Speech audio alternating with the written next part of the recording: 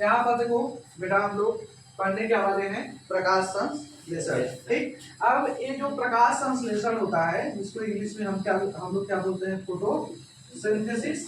ठीक, इसको इंग्लिश में क्या बोलेंगे, फोटोसिंथेसिस। ये बेटा क्या होता है, दो चीजों से मिलकर बना होता है।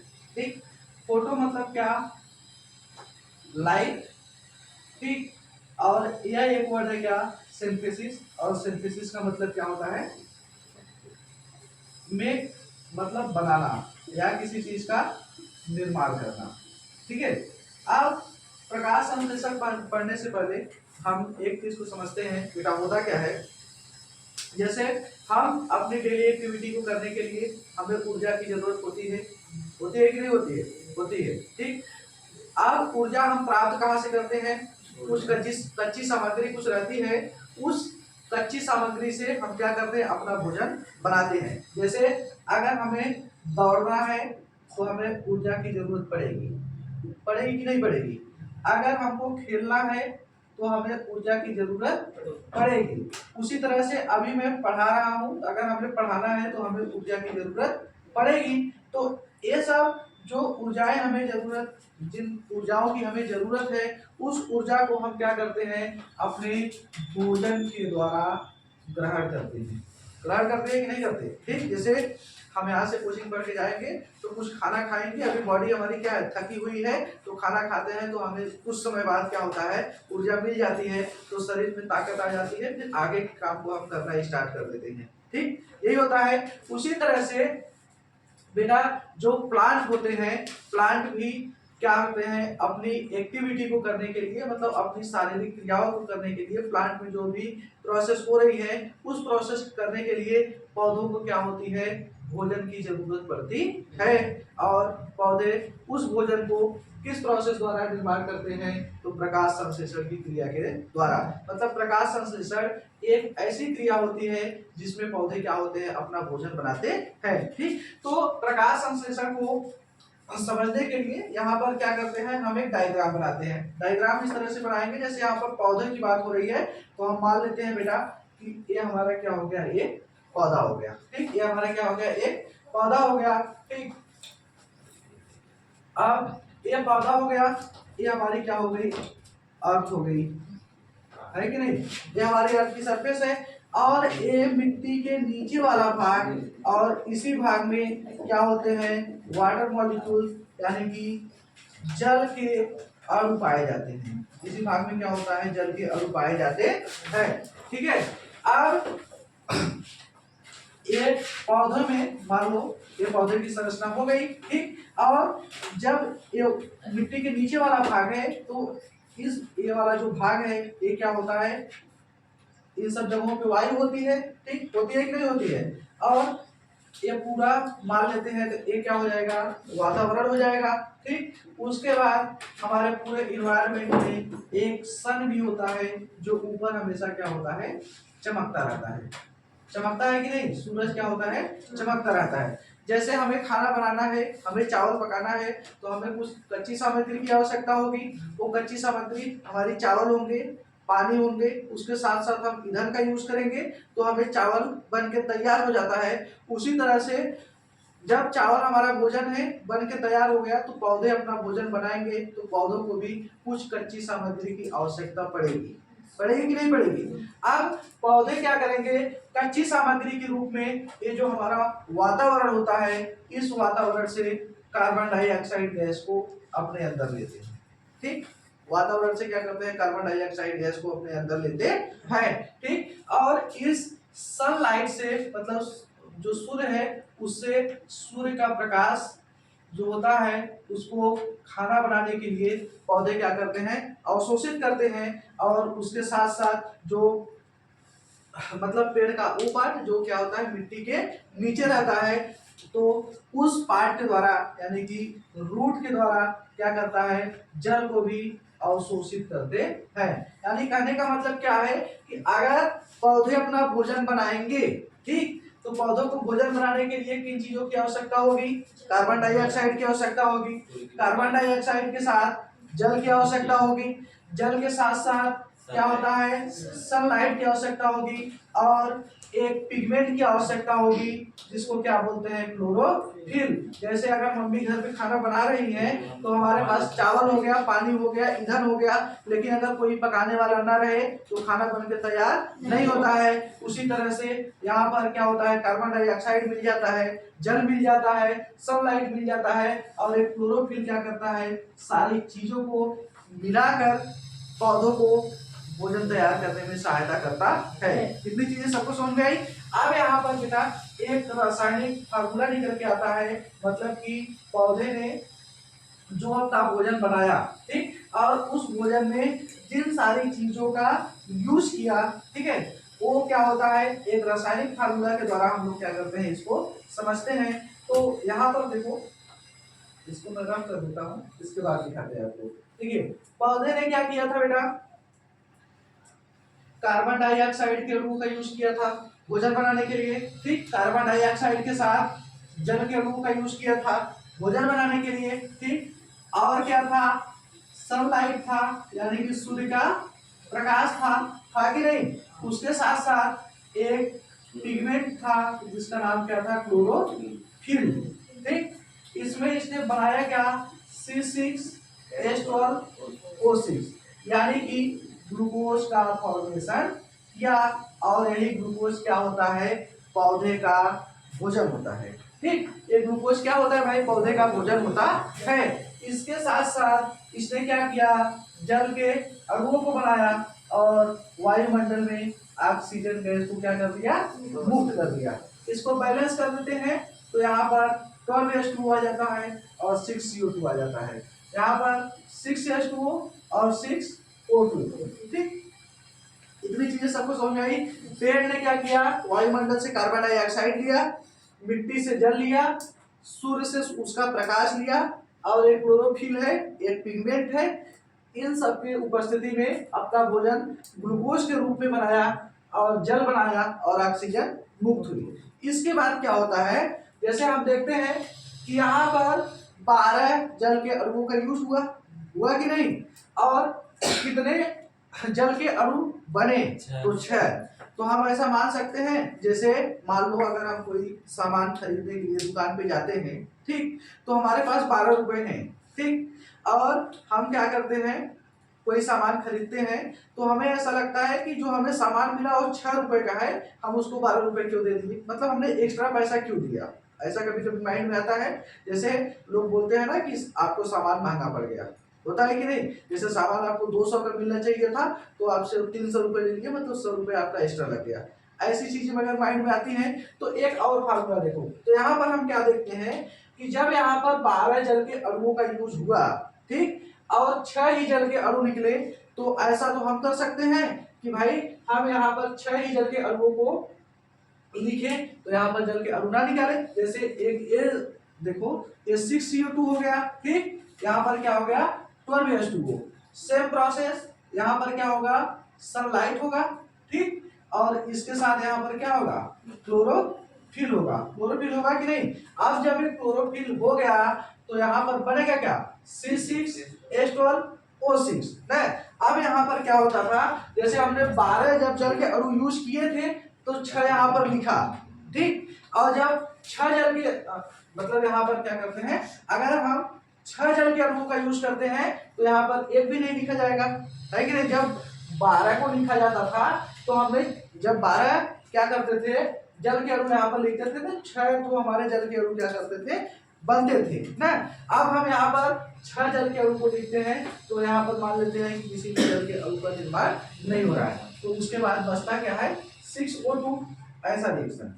तो ये बेटा ये जो रिएक्शन होता है ये क्या होता है, गलत होता है। गलत इसलिए होता है कि देखो, एक लॉजिक होती है कि जब जल के एक अणु टूटते हैं, जब क्या होता है, जल के एक अणु टूटते हैं तो क्या होता है, 1/2 ऑक्सीजन वायुमंडल में मुक्त होती है, ठीक, क्योंकि आप लोग ये जानते हैं कि यहाँ पर जो ऑक्सीजन बेटा मुक्त होती है वो ऑक्सीजन क्या होती है, जल के अणुओं के टूटने से मुक्त होती है, होती है कि नहीं?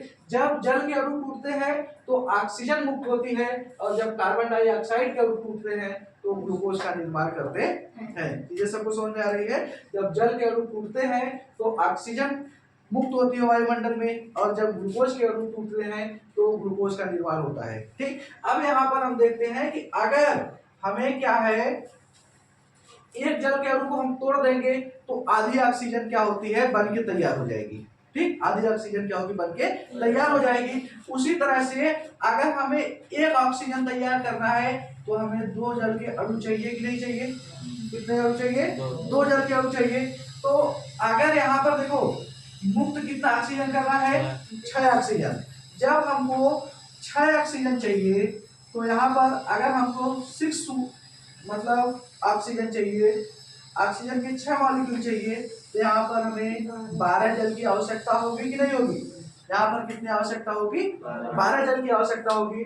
इसलिए बेटा ये रिएक्शन क्या हो जाता है, गलत हो जाता है। अगर हमें ऑक्सीजन का एक अणु चाहिए, ठीक, तो हमें 2 जल के अणुओं को तोड़ना पड़ता है। ठीक, इतनी चीजें सबको समझ में आई? जैसे अब यहाँ पर एक थोड़ी सी स्टोरी के द्वारा समझिए आप लोग। यहाँ पर क्या करते हैं कि अगर क्लास में थोड़ा सा एक फंक्शन हुआ, ठीक, उस फंक्शन में मिठाइयाँ बंटना स्टार्ट हो गई। ठीक, तो अगर मान लो एक क्लास में बेटा 10 बच्चे हैं तो 10 बच्चों को एक साथ तो मिठाइयाँ नहीं दी जाएंगी। ऐसा तो है नहीं कि 10 लोग ऐसे हाथ करके खड़े हैं और 10 एकदम सेम टाइम पे 10 लोगों के पास मिठाई पहुंच जाए, ऐसा नहीं होता है। कोई तो होगा जो पहले मिठाई पाएगा, पाएगा कि नहीं पाएगा? देखो, कोई ऐसा बच्चा होगा जिसको पहले मिलेगा, फिर दूसरा बच्चा, फिर तीसरा बच्चा, फिर चौथा बच्चा, ऐसे बारी बारी से क्या होता है, मिठाइयाँ सबके पास पहुंचेगी। उसी तरह से अब हम क्या पढ़ रहे हैं, फोटोसिंथेसिस को पढ़ रहे हैं। तो फोटोसिंथेसिस में ये क्वेश्चन तो माइंड में आएगा ना कि जैसे फोटोसिंथेसिस की प्रोसेस बहुत पहले मतलब लगातार तो हो नहीं रही थी, कोई एक ऐसा समय होगा जहां पर क्या होते हैं, फोटोसिंथेसिस की प्रोसेस स्टार्ट हुई रहेगी, वो होगी कि नहीं? जैसे मिठाई है तो लगातार तो मिठाई बैठेगी नहीं, कोई ऐसा समय आएगा, फंक्शन खत्म होगा, उसके बाद मिठाइयाँ बांटी जाएंगी। ठीक, तो ये जो फोटोसिंथेसिस की प्रोसेस जो हुई वो सबसे पहले किस पौधे में हुई, ये भी तो चीजें माइंड में आती हैं। ठीक, तो यहाँ पर क्या करते हैं, मतलब जो ये फोटोसिंथेसिस है, ठीक, फोटोसिंथेसिस ये क्या हुआ, सबसे पहले किस पौधे में हुआ? सबसे पहले क्या हुआ, किस पौधे में हुआ? ये किस पौधे में हुआ? एक क्वेश्चन हमारे माइंड में आता है कि जो फोटोसिंथेसिस की हमारी प्रोसेस हो रही है वो सबसे पहले क्या होती है, किस पौधे में होती है? तो यहाँ पर बेटा एक दूसरा समीकरण हम क्या करते हैं, यूज करते हैं, 6CO2 प्लस 12H2S। यहाँ पर क्या होता है, सनलाइट के यूज किया जाता है। अब यहाँ पर जो क्लोरोफिल एक पिगमेंट है तो बहुत सारे पिगमेंट हो जाएंगे, क्लोरोफिल होगा, जेंथोफिल हो जाएगा।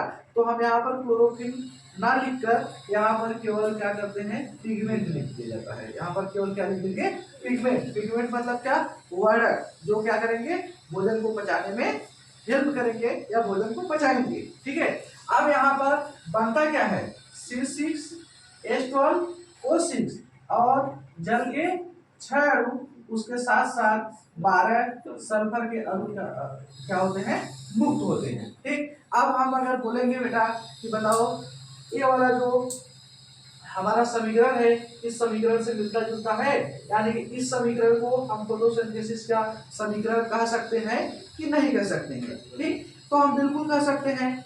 क्यों कह सकते हैं बेटा? कह इसलिए सकते हैं क्योंकि जो फोटोसिंथेसिस की प्रोसेस होती है उसमें भोजन का निर्माण होता है। ठीक, फोटोसिंथेसिस की प्रोसेस में क्या होगी, भोजन का निर्माण होता है। तो यहाँ पर बेटा देखो, इसमें जल के अणुओं का यूज नहीं किया गया, तब पर भी यहाँ पर ग्लूकोज बना, और यही ग्लूकोज क्या होता है, पौधे भोजन के रूप में यूज करते हैं कि नहीं करते हैं? ठीक, इसी ग्लूकोज को पौधे क्या करते हैं, भोजन के रूप में यूज करते हैं। तो यहाँ पर फोटोसिंथेसिस की प्रोसेस हो गई, लेकिन इस प्रोसेस में ऑक्सीजन मुक्त नहीं हुआ। हुआ क्या, यहाँ पर देखो ऑक्सीजन मुक्त हो रहा था, लेकिन इस प्रोसेस में क्या हुआ, सल्फर मुक्त हो रहा है। तो यहाँ पर जो क्या होता है, ऑक्सीजन मुक्त नहीं हुआ, इसलिए इसको क्या बोलेंगे, अनाक्सी। इसको क्या बोला जाएगा? अनाक्षी प्रकाश संश्लेषण। इसको क्या बोला जाएगा? अनाक्षी प्रकाश संश्लेषण। तो यहाँ पर बेटा जो पहला प्रकाश संश्लेषण हुआ था वो किस में हुआ था? तो वो हुआ था सल्फर बैक्टीरिया में। किसमें हुआ था? सल्फर बैक्टीरिया में, जिसको गंधक जीवाणु हिंदी में बोला जाता है। तो सबसे पहले फोटोसिंथेसिस क्या होता है? सल्फर बैक्टीरिया में हुआ था, लेकिन उस प्रोसेस में ऑक्सीजन मुक्त नहीं हुई थी। जब ऑक्सीजन मुक्त नहीं हुई थी तो उसको क्या बोलेंगे? अनाक्षी प्रकाश संश्लेषण। ठीक, अगर ऐसे पौधे जिसमें फोटोसिंथेसिस की प्रोसेस में क्या हुआ था? सबसे पहले ऑक्सीजन मुक्त हुआ था, तो बेटा उसका नाम क्या होता है? BGA। ठीक, BGA ब्लू ग्रीन एल्गी, ये ऐसा पादप था जिसने सर्वप्रथम क्या किया था? फोटोसिंथेसिस की प्रोसेस किया था और ऑक्सीजन में मतलब वायुमंडल में ऑक्सीजन को क्या किया था? मुक्त किया था। समझ में आ रहा है कि नहीं? ये ब्लू ग्रीन एल्गी जो होता है यह एक पहला पादप था जिसने सूर्य के प्रकाश की उपस्थिति में मिट्टी से क्या लिया? जल लिया, वायुमंडल से कार्बन डाइऑक्साइड लिया और क्लोरोफिल की सहायता से क्या किया? फोटोसिंथेसिस की प्रोसेस किया और ऑक्सीजन को मुक्त किया। तो सबसे पहले जो अक्षी प्रकाश संश्लेषण था वो ब्लू ग्रीन एल्गी में होता है, और जो अनाक्षी प्रकाश संश्लेषण है वो किसमें होता है? सल्फर बैक्टीरिया में होता है। समझ गए? ठीक, इतनी चीजें समझ में आई। अब उसके बाद बेटा हरित क्रांति के बारे में सब लोग जानते हैं। अगर नहीं जानते हैं तो कम से कम नाम तो सुना ही होगा आप लोगों ने। 9th की क्लास में, 8th की क्लास में सब लोग क्या होते हैं? हरित क्रांति का नाम सुने होंगे। हरित क्रांति एक ऐसा मतलब प्रचलन था जहां पर पौधे जो होते हैं उसके उत्पादन में वृद्धि। जैसे हम मानते हैं कि हमारे पास अगर कोई ऐसा पौधा है, गेहूं का पौधा है, जिसको अगर हम खेत में लगा देते हैं तो एक साल में हमें 10 कुंटल गेहूं प्राप्त होता था। ठीक, ऐसा हम एग्जाम्पल मानते हैं। अब इसमें क्या होता है कि अगर हम गेहूं के बीज में कुछ ऐसे चेंजेस कर दें जो क्या हो, हमें एक साल में 10 से 15 कुंटल मतलब 10 कुंटल से बढ़कर जो हमें गेहूं प्राप्त हो रहा था वो अगर 15 कुंटल प्राप्त होना स्टार्ट कर दें, तो इसमें जो चेंजेस किए गए उसी को बढ़ावा देने के लिए क्या हुआ? हरित क्रांति को अपनाया गया था। उसको बढ़ावा देने के लिए किस चीज को अपनाया गया? हरित क्रांति को अपनाया गया। देखो हम यहाँ पर हेडिंग डालते हैं क्या? हरित क्रांति। ठीक है, हरित क्रांति को इंग्लिश में क्या बोलते हैं? ग्रीन, शांत रहिए, ग्रीन रिवोल्यूशन। इसको इंग्लिश में क्या बोलते हैं? Green revolution. उसी तरह से क्या होता है? श्वेत क्रांति होती है। श्वेत क्रांति में क्या किया गया था बेटा? दुग्ध उत्पादन पर जोर दिया गया था, और उसी श्वेत क्रांति के मतलब दुग्ध उत्पादन में जिन्होंने मतलब बढ़ावा दिया था, उस वही व्यक्ति क्या करते हैं? एक अमूल ब्रांड को खोलते हैं जिसका दही, मक्खन, दूध आज हम लोग बाजारों में खरीदते हैं ना। अमूल का नाम तो सब लोगों ने सुना होगा। अमूल ब्रांड की शुरुआत कहाँ से हुई थी? श्वेत क्रांति से हुई थी, जिसको हम क्या बोलते हैं? White revolution. इसको क्या बोला जाता है? White revolution. उसके बाद अगर हम बात करते हैं ऑक्सीजन क्रांति की, ठीक, हम किसकी बात करते हैं? ऑक्सीजन क्रांति की। ऑक्सीजन क्रांति का मतलब यह है कि आज के वातावरण में जो ऑक्सीजन भरा हुआ है वो कैसे भरा। जैसे आज हर जगह अमूल दूध का प्रचार हो रहा है, तो अमूल दूध का प्रचार जैसे कोई ब्रांड बना होगा, ठीक, अब ब्रांड बना, इसके लिए क्या हुआ?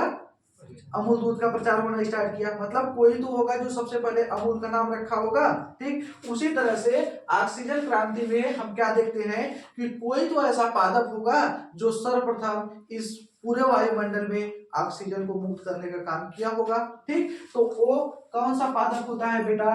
Blue green algae. ठीक, यही जो ब्लू ग्रीन एल्गी यानी कि नीले हरित शैवाल होते हैं, सर्वप्रथम यही एक ऐसा पौधा था जो फोटोसिंथेसिस की प्रोसेस किया था और ऑक्सीजन को क्या किया था? मुक्त किया था। तो ऑक्सीजन क्रांति का जो जिम्मेदार है वो कौन है? ब्लू ग्रीन एल्गी, क्योंकि सर्वप्रथम वायुमंडल में इसने ही क्या किया था? ऑक्सीजन को मुक्त किया था।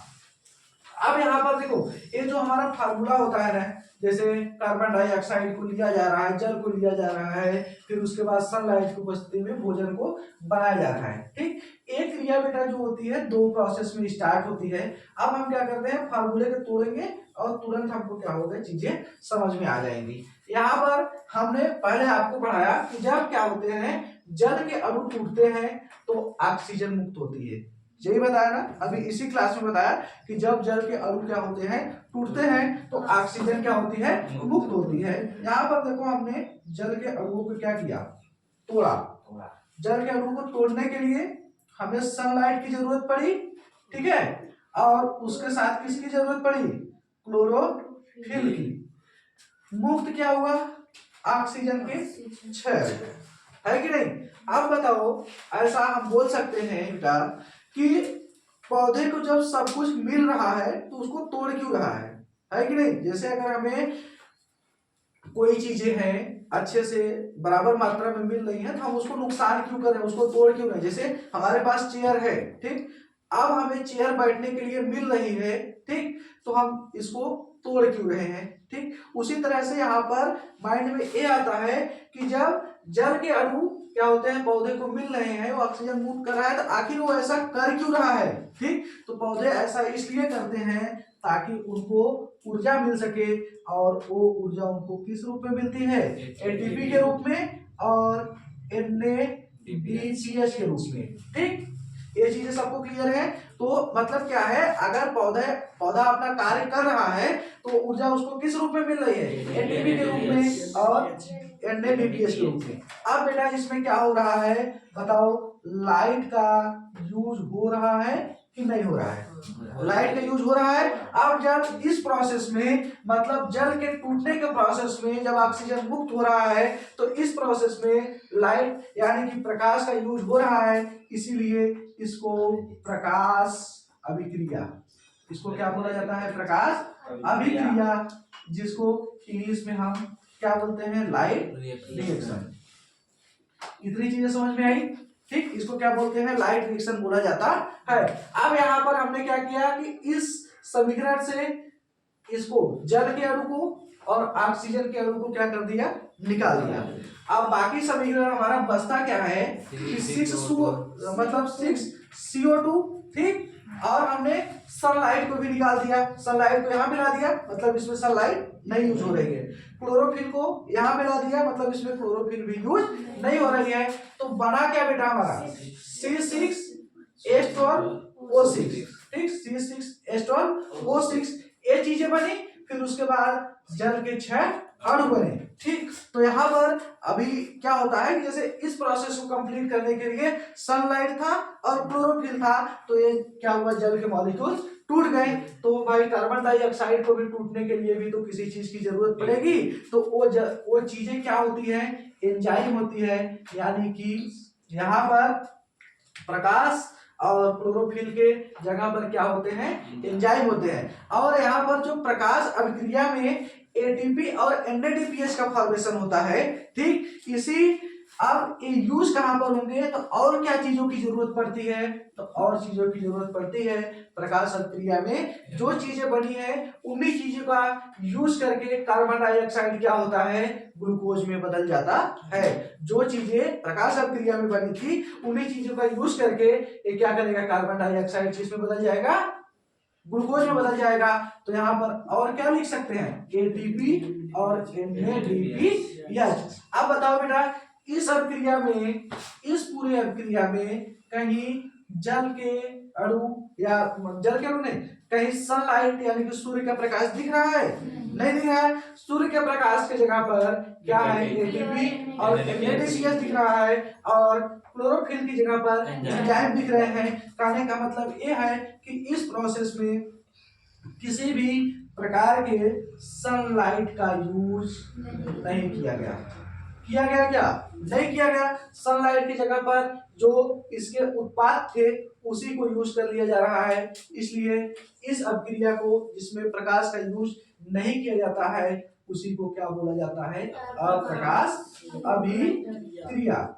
इसको क्या बोलते हैं, अप्रकाश अभिक्रिया, जिसको इंग्लिश में डार्क रिएक्शन के नाम से जाना जाता है। यानी कि समझिए कि जो फोटोसिंथेसिस की प्रोसेस होती है जिसमें कार्बन डाइऑक्साइड और जल को मिलाकर ग्लूकोज, जल और ऑक्सीजन मुक्त होता है, वो दो प्रोसेस मतलब ये जो प्रोसेस कंप्लीट होती है ये दो चरणों में होती है। पहला क्या होता है लाइट रिएक्शन और दूसरा क्या होता है डार्क रिएक्शन।